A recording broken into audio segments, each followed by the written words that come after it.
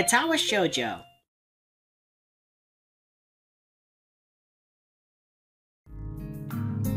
Next day, I wake up feeling a little lightheaded. It's almost noon already. Sleeping late is fine since it's a Sunday and there are no classes. Not just a Sunday, though, but the festival as well.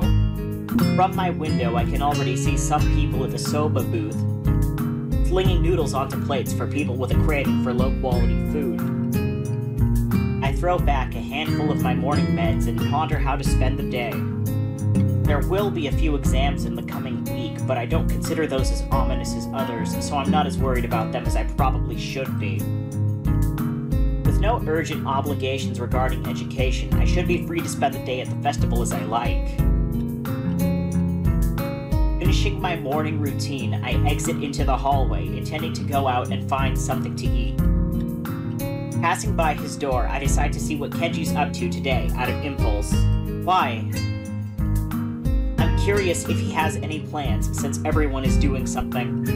Then again, I can picture him having built a soundproof shelter in his room. Or possibly something like a fort, complete with a "No Girls Allowed" sign. And with the "girls" crossed out and "body" crudely scrawled underneath it. Knocking on his door, which is luckily devoid of any kind of sign, I hear again the unsettling clicking of at least 10 locks being pulled back. The door opens up a crack. Who is it?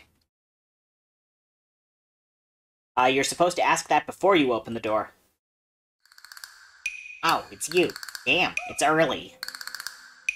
It's not really that early. What is it, man? Nothing. Was just going to ask what you're gonna do today. Half the school is out there already. Out where? Why? What? What? Is today special? Why are they there? Who are? I can hear them. It's loud. Don't tell me. Have the invasion begun? He suddenly looks more alarmed. What day is it, man? Yeah, I guess you can't see the big wooden booths outside and people selling stuff. What the hell are you talking about? I have my curtains closed at all times to thwart the sniper. It's the festival. You know that, right? Oh shit, that's today? Damn. Damn it. I can't believe I forgot. I don't have my fort finished yet. This is bad. This is going to be a very bad day. It's good that you told me this, man. This is going to be a bad day. Why? Oh man, they're gonna be everywhere. The people. Outside my window. Socializing. Kenji rubs his temples nervously, suddenly looking very ill. It's going to be loud as hell. Damn, and I was going to go out today, but now it's ruined. Everything is ruined. This is awful. This sucks. This sucks. What the hell? This really sucks. I can't go anywhere now. There's nowhere to run. Kenji seems nervous. You could even say he's majorly freaking out. I can't believe this. So that's what today was. Damn it, I couldn't even prepare for it. I couldn't even brace myself, and now it's here and I can't do anything. You should have told me this earlier, dude. I mean, at least I know, but I could have known earlier. Imagine what I could have accomplished. Sorry, I thought you knew? So I guess you're not gonna do anything today. The weather is even good. Yesterday was really windy, so I thought today would be cold. It's not, though. So there's no reason to just stay inside. Yeah, you should check the festival out. Kenji groans and covers his face with his hands. No, I can't do it. They'll eat me alive out there, I know it. That has to be a joke, but he said it with such a straight face. Relatively straight. What are you going to do? We should hang out in here. You can help me build my fort. We might still make it if we work together.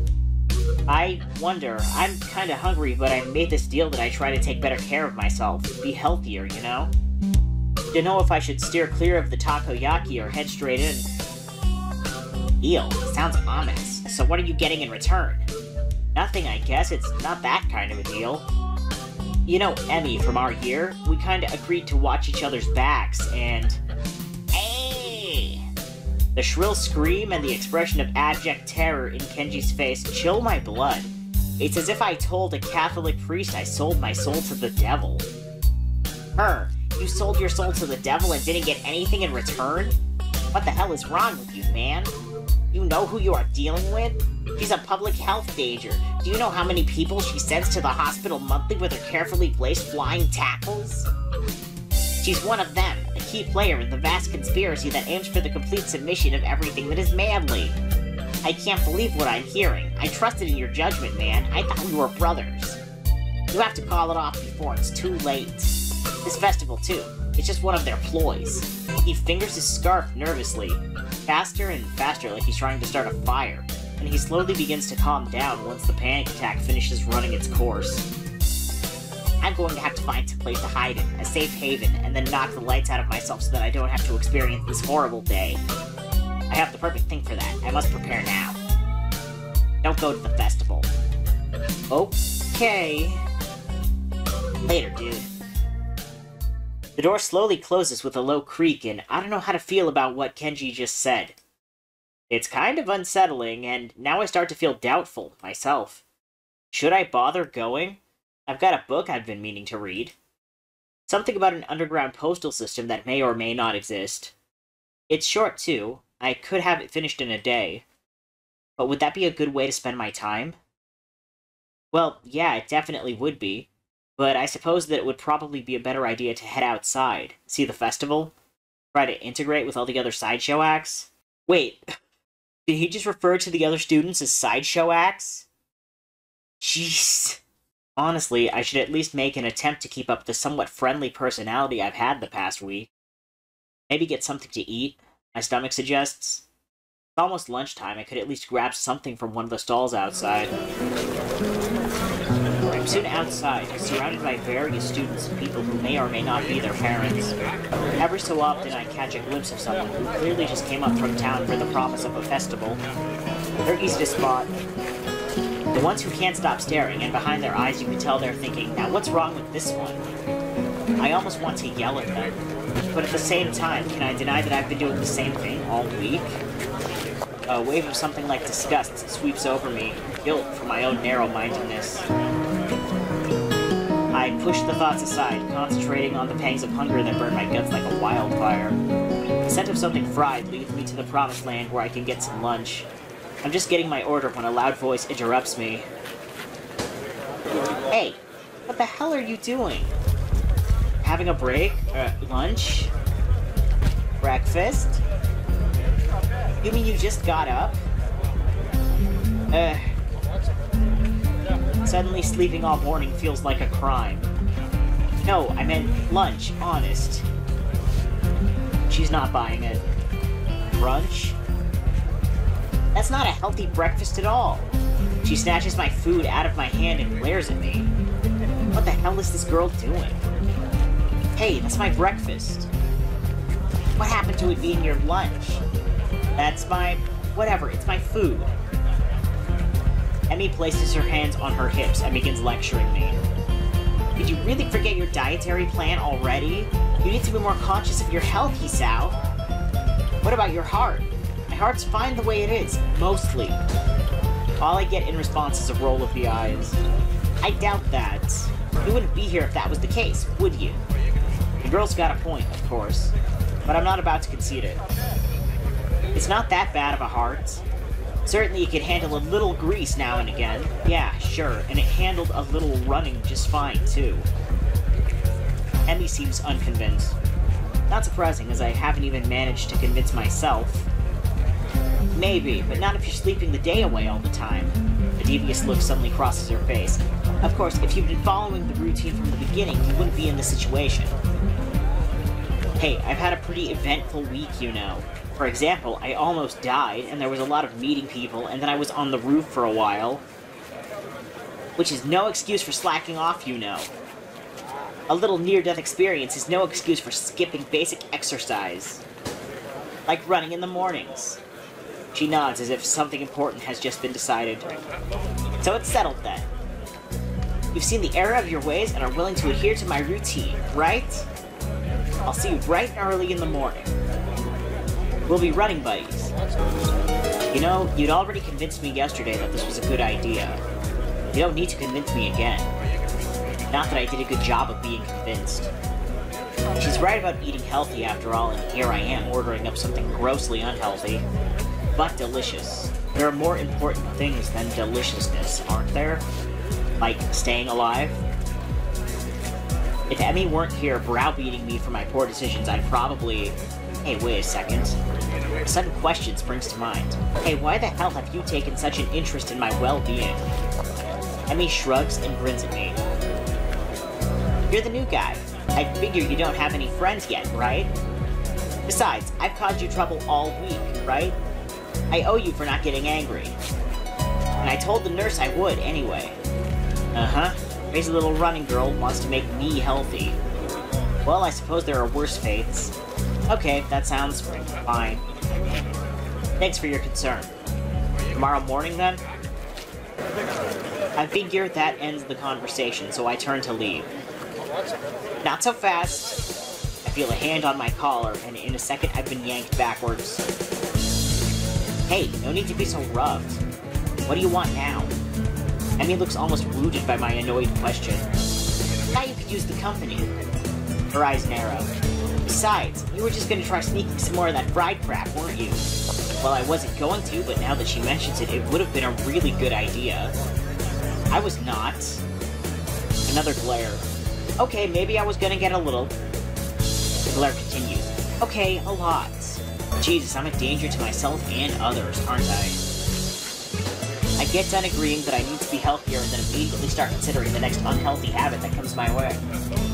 I knew it. You can't be trusted. Now I definitely have to stick with you.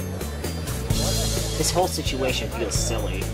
I can only imagine what passersby think of the sight of me being lectured by a tiny girl half my size. Maybe I should just give up for now. Fine, do what you like. I sigh. I might as well make the best of this. What do you want to do? Emmy thinks for a minute. Well, I promised Rin I'd stop by her mural. So let's do that. I confess I'm slightly curious as to how her mural turned out myself, so again I consider there are worse fates. I give a nod of assent and find myself almost dragged bodily through the crowd as Emmy races to our destination. By the time we reach the dorms, I can feel my heart pounding. My heart shouldn't be pounding after just that. I take a few deep breaths, willing myself to calm down. I'm one of the most normal-looking people in the school, but I still have to be here.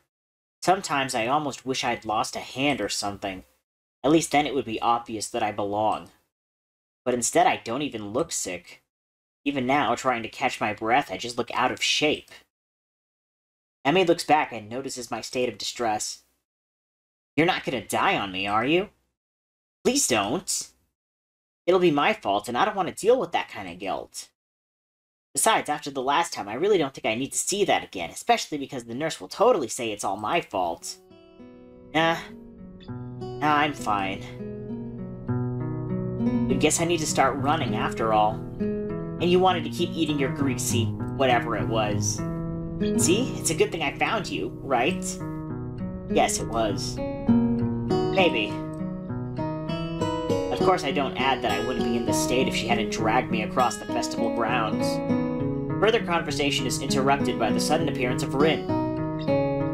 Oh, it's you. Hello, Emmy. Hey, Rin, I brought Hisao along because he was going to give himself a heart attack. I was not.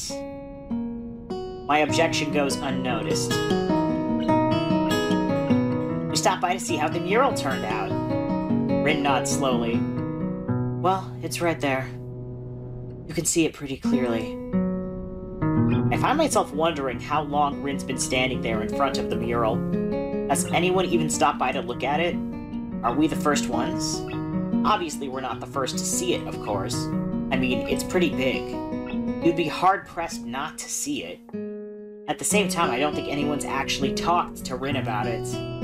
Anyone but us, that is. I feel compelled to say something. It looks pretty good. I'm still not happy with how it turned out, but I guess it'll do. She seems almost resigned to it. I'm not sure what she expected as a result, but I guess she didn't quite get there. I stand in front of the mural, taking it all in. I try my best to concentrate on the composition of the thing. It's actually fairly interesting. The colors swoop and blend together, dragging me along with them. There's a dreamlike quality to the whole thing that makes me almost feel sleepy. I try hunting out some of the colors Emmy and I grabbed for her. Try as I might, I can't see any Prussian blue. Oh well. I'm sure it's in there somewhere. My feet start to hurt, but Rin doesn't seem inclined to move on. Emmy speaks up. Hey Rin, have you eaten? Of course, you can't survive otherwise. What about in the past 5 hours? Maybe, but I'm hungry again, so maybe that means I'm wrong. Emmy grins and claps her hands together.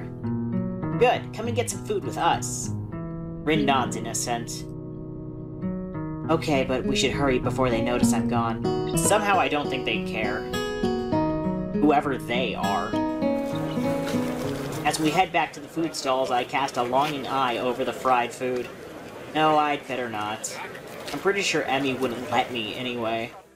We find a nice spot on the grass and sit down to eat our purchases. Well, my purchases anyway. Somehow, I've wound up paying for all the food. Surprisingly, my unfried food is pretty good. Silence falls as Emmy and I eat, and Rin stares at something or another, occasionally eating a bite or two of her food. I finish my meal first and lay back in the grass. Emmy glances up from her food. Tired, Hisao? A little, I guess. Well, don't oversleep or anything tomorrow morning. We start our morning runs, remember? Actually, they'd slipped my mind. I was actually just enjoying myself. Wandering around the festival with these two has really been fun. Yeah, I'll set an alarm. You'd better be there. I'll get angry if you aren't. God forbid. I don't think God comes into it. Unless there's some kind of freak accident and your alarm clock shorts out. That might be a random act of God. Well, don't cause any random acts of God, then. A plan forms itself in my mind. It's a plan that makes me feel kind of guilty, but I throw it into execution anyway. Damn it, I've earned a little fried food. And anyway, I'm gonna start running tomorrow, right? So the actual routine all starts then, not now. Ergo, the dietary portion starts tomorrow, too. Ergo, I can have something unhealthy today. A sort of final farewell to all the stuff I used to eat with wild abandon before the hospital. Actually, I suppose I should head back to my room. I had some homework to do, and if I'm going to run in the morning, I should make it an early night. Those narrowed eyes again. You sure you're not just gonna sneak off and buy some of that fried stuff over there? Nah, I'm too full to bother now. I pat my stomach for emphasis. Besides, you two have cleaned me out anyway. Emmy giggles. It's a surprisingly pleasant sound. Another pang of guilt. She's gotta know that I'm lying to her, doesn't she? Or is she just that trusting? I feel kinda like a monster. All part of my master plan, Hisao. Well, I guess I'll see you tomorrow morning, then. Thanks for the food, and for keeping us company. Here I thought she was doing me a favor. Rin nods in agreement. I won't say see you tomorrow, because that would be like predicting the future, and I'm pretty sure that I can't do that. Okay. Bye, you two. I feel oddly glad that I decided to leave my room today. Not a bad way to start my second week here, I suppose. Once I'm sure I'm out of Emmy's line of sight, I make a beeline for the food stands and buy some cake. At least it's not fried, right? That's slightly better than what I was planning to do. I still feel a little bad about lying to Emmy, though. She really does seem concerned about my health. I'll make it up to her somehow. Let her head back to my room. Hey, I do have work to do. My book waits for me, and I flop onto my bed and read through the fireworks display. Eventually, all the walking around, or more accurately, running around, catches up with me. I really am out of shape. Emmy dragging me out in the morning to run might just be a good thing after all. It's something to look forward to.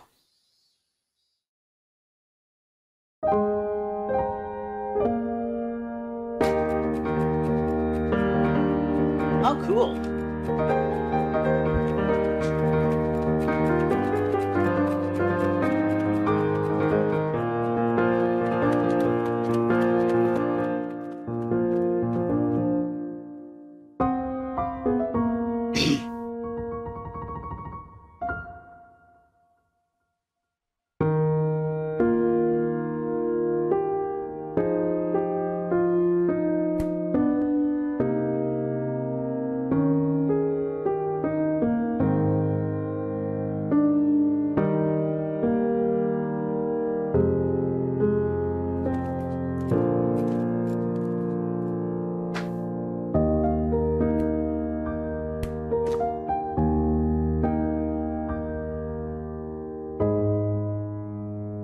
Is this a dream sequence? I don't like that angle.